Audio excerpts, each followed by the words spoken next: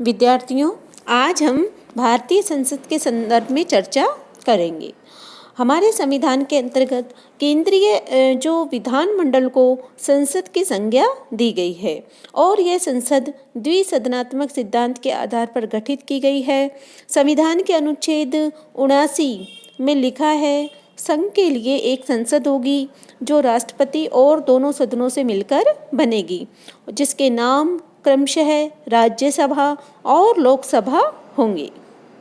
भारत में संस्थात्मक लोकतंत्र को प्रभावपूर्ण बनाने के लिए व्यवस्थापिका और कार्यपालिका का समन्वय करना सिद्धांततः आवश्यक था।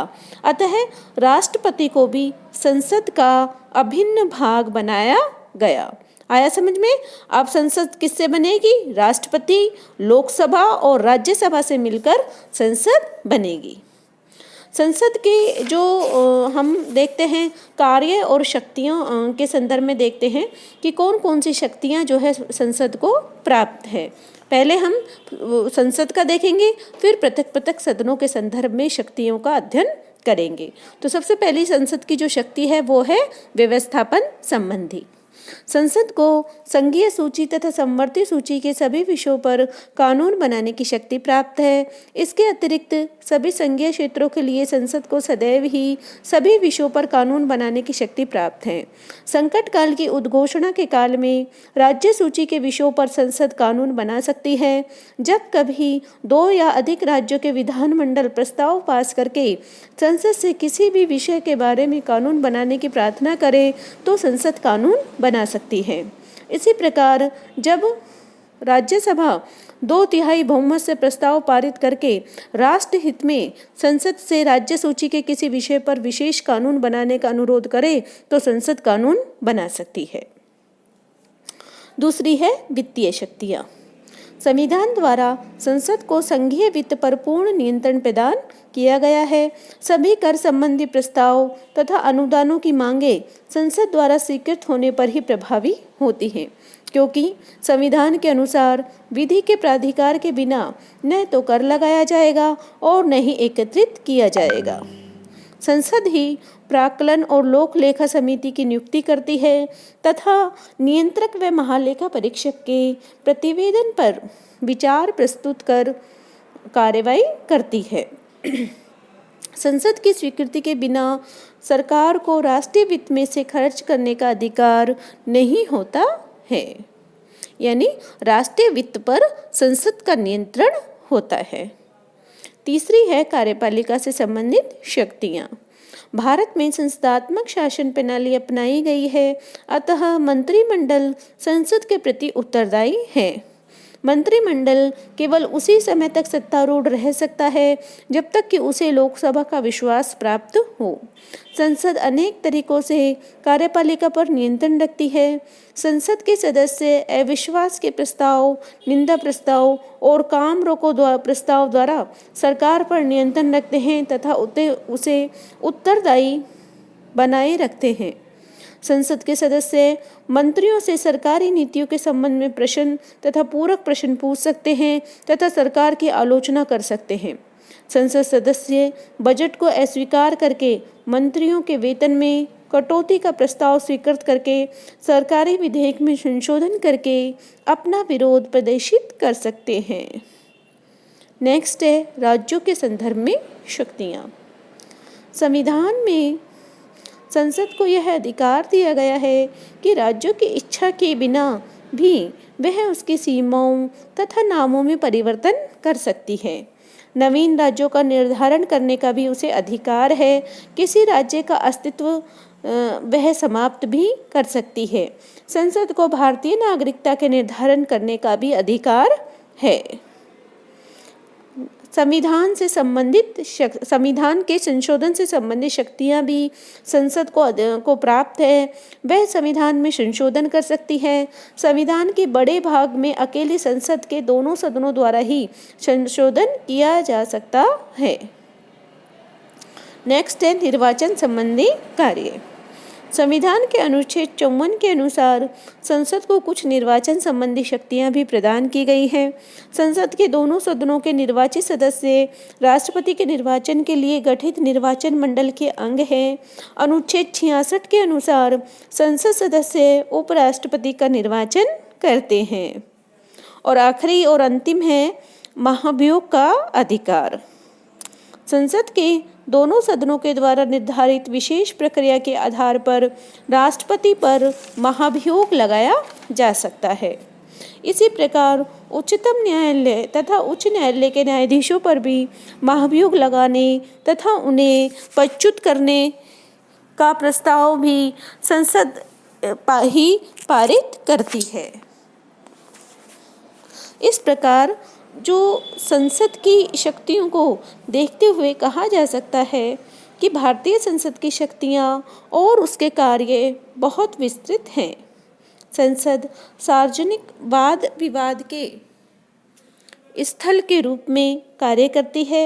इस दृष्टि से संसद लोकप्रिय भावना के दर्पण तथा शिक्षक के रूप में कार्य करती है ना। परंतु यह भी बात महत्वपूर्ण है कि संसद को ये शक्तियाँ असीमित रूप से प्राप्त नहीं है ना। अब यह प्रश्न उठता है कि संसद की इन शक्तियों को देखते हुए क्या संसद संप्रभु है ना। तो संसद की जिस प्रकार ब्रिटिश संसद जो है वहाँ संसदीय प्रभुसत्ता है ना। जैसा कि सर एडवर्ड कोक का मत है कि संसद की शक्ति और अधिकार क्षेत्र इतना सर्वोपरि और पूर्ण है, इसकी कोई सीमाएं ही नहीं बांधी गई हैं। डी लोम ने तो ब्रिटिश संसद के बारे में यहाँ तक कह डाला था कि संसद कुछ भी कर सकती है, बस स्त्री को पुरुष और पुरुष को स्त्री नहीं बना सकती। तो इस प्रकार जो संसद की जो शक्तियों को देखते हुए है ना, तो असीमित जो शक्तियाँ हैं इसे संसदीय संप्रभुता कहा जाता है। और यह प्रश्न उठता है कि क्या भारत में भी संसद इसी तरह शक्तिशाली है। संसद जो कुछ चाहे, जिस किसी भी में भी चाहे विधि निर्माण कर सकती है। ब्रिटिश संसद जो भी विधि स्वीकृत करेगी वही देश का कानून बन जाता है। तो ब्रिटिश संसद के अनुरूप क्योंकि हमारे यहाँ संसदीय शासन प्रणाली अपनाई गई है, तो क्या प्रश्न उठता है कि क्या भारतीय संसद भी इतनी शक्तिशाली है। तो अब हम देखते हैं कि संसद की संप्रभुता पर सीमाएं क्या क्या हैं, है ना। हमारे यहाँ पे जो है ब्रिटिश संसद की तरह असीमित शक्तियाँ नहीं हैं, बल्कि संसद की शक्तियों पर सीमाएं लगाई गई हैं। तो उसके बारे में हम देखते हैं। तो भारतीय संविधान के निर्माताओं के सामने यह महत्वपूर्ण प्रश्न था कि संसद की स्थिति के संबंध में ब्रिटेन की व्यवस्था अपनाई जाए या अमेरिका की व्यवस्था को।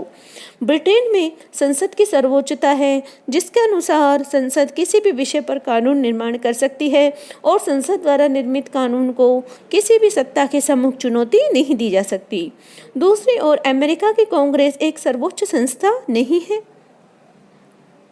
संघात्मक व्यवस्था तथा लिखित एवं कठोर संविधान के कारण अमेरिकी कांग्रेस की कानून निर्माण की शक्तियां सीमित हैं। इसके अतिरिक्त अमेरिका में न्यायिक पुनरावलोकन की व्यवस्था है और इस कारण अमेरिका की कांग्रेस ने जिन कानूनों का निर्माण किया है उन्हें सर्वोच्च न्यायालय के सामने चुनौती दी जा सकती है। इस व्यवस्था के कारण यह कहा जाता है कि अमेरिका में न्यायपालिका की सर्वोच्चता है, व्यवस्थापिका की या संसद की नहीं। भारतीय संविधान ब्रिटिश और अमेरिकी पद्धति के बीच का मार्ग अपनाया गया है। संविधान निर्माता संसद की संप्रभुता के आदर्श से प्रभावित थे और इसे अपनाना चाहते थे, लेकिन इसके साथ ही संघात्मक व्यवस्था, लिखित एवं कठोर संविधान और मौलिक अधिकारों की व्यवस्था के कारण संसद को सभी विषयों में कानून निर्माण की शक्तियां नहीं दी जा सकती थी और न्यायिक पुनरावलोकन की व्यवस्था को अपनाया गया भारत में। तो इस प्रकार भारतीय संविधान में न्यायिक पुनरावलोकन की व्यवस्था उतनी सीमा तक नहीं है जितनी सीमा तक अमेरिकी संविधान में है ना। लेकिन फिर भी भारतीय संसद को जो है अविच्छिन्न शक्तियां प्राप्त नहीं है ना। सुभाष कश्यप के अनुसार भारत में सार्वभौम प्रभुसत्ता केवल जनता में निहित है। संसद के अधिकार संविधान निर्दिष्ट मात्र हैं। तो भारतीय संसद पर जो कुछ सीमाएं हैं वो क्या है। सबसे पहले तो आता है लिखित और कठोर संविधान, है ना। यानी संसद देश के लिखित संविधान की शिशु है।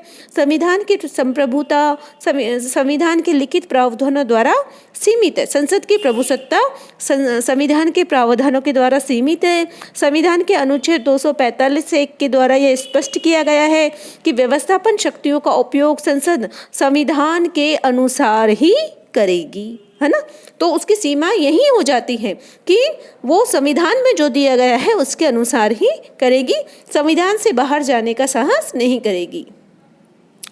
और इसके अतिरिक्त ब्रिटिश संविधान के विपरीत भारत में एक कठोर संविधान है, जिसके अंतर्गत संवैधानिक कानूनों के निर्माण अर्थात संविधान में संशोधन के लिए विशेष प्रक्रिया निर्धारित की गई है। संविधान के अनेक प्रावधान ऐसे हैं जिनमें संशोधन के लिए संसद के दोनों सदनों द्वारा अपने 2/3 बहुमत से प्रस्ताव पारित किया जाना आवश्यक है। कठोर संविधान के कारण संसद की कानून निर्माण की शक्ति भी सीमित हो गई है। दूसरी जो संसदीय संप्रभुता पर सीमा है वो है संविधान के मूल ढांचे की अवधारणा, है ना। यानी भारतीय संविधान की संसद की प्रभुसत्ता को प्रदान नहीं करता, वरन यह संविधान की सर्वोच्चता के सिद्धांत पर आधारित है। इस सिद्धांत के अनुरूप सर्वोच्च न्यायालय ने 1973 में केशवानंद भारती विवाद तथा मिनर्वा मिल्स विवाद में संविधान के मूलभूत ढांचे की अवधारणा का प्रतिपादन किया और इस धारणा का आशय है कि संसद मूल अधिकारों सहित संविधान के किसी भी भाग को संशोधित, परिवर्तित या सीमित कर सकती है, किंतु संसद को यह अधिकार प्राप्त नहीं है कि वह संविधान के मूल ढांचे को ही परिवर्तित कर दे या नष्ट कर दे। ठीक है, यानी कि संविधान का जो आधारभूत ढांचा है उसमें जो है परिवर्तन करने का अधिकार संसद को नहीं है। अगली जो संसद पर नियंत्रण है वो है संघात्मक व्यवस्था। भारत में जो संघात्मक व्यवस्था होने के कारण राज्य सूची के विषयों पर संसद की कानून बनाने की शक्ति सीमित हो गई है और इस कारण भी जो है भारतीय संसद जो है वो निरंकुश नहीं है।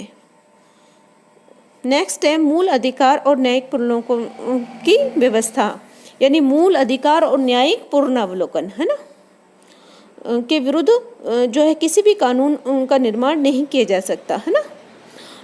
संसद की प्रभुसत्ता पर सबसे बड़ी सीमा जो है न्यायिक पुनर्वलोकन भी है, जिसके अनुसार संसद द्वारा निर्मित कानून की न्यायपालिका द्वारा जांच की जाती है। यदि सर्वोच्च न्यायालय समझता है कि संसद के द्वारा निर्मित कानून किसी संविधान का उल्लंघन हुआ है तो सर्वोच्च न्यायालय उस कानून को अवैधानिक घोषित कर सकता है।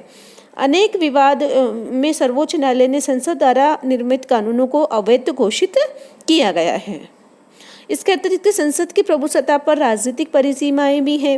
राजनीतिक दृष्टि से संसद लोकमत के प्रतिकूल विधियों को निर्माण नहीं कर सकती है, उसे अंतर्राष्ट्रीय कानून का भी समुचित सम्मान करना होता है।